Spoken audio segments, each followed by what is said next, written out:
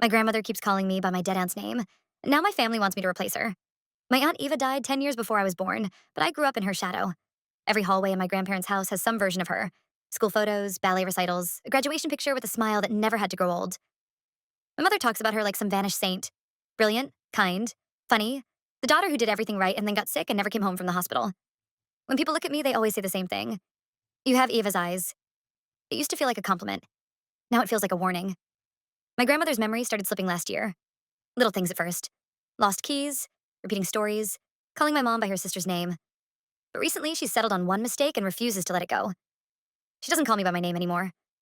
To her, I'm Eva. The first time it happened, we were sitting at the kitchen table. The house smelled like tomato soup and lavender cleaner. She stared at me for a long time, eyes cloudy but focused. "Eva," she whispered, "you came back?"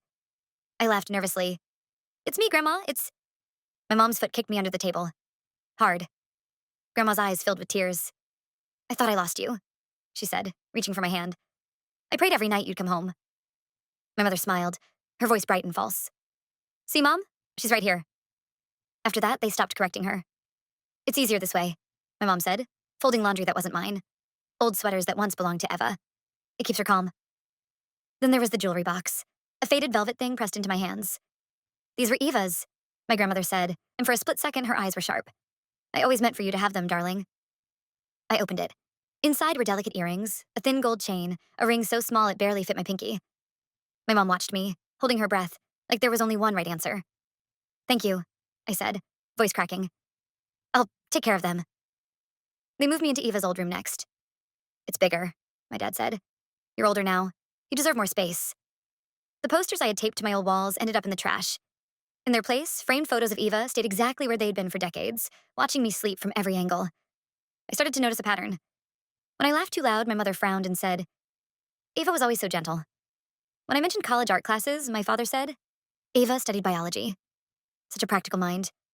They only seemed happy when I was quiet, when I wore her clothes, when I braided my hair like hers in the photos. Last night, I got up for water and heard voices from the living room. I stopped in the hallway, hidden by the dark. "She's been clearer lately," my grandmother was saying, "now that Eva's back." My parents sat on the couch, leaning in. My mother's hands were clasped so tightly her knuckles were white. "If we give her Eva," Grandma said, "maybe I won't slip away so fast." There was a long pause.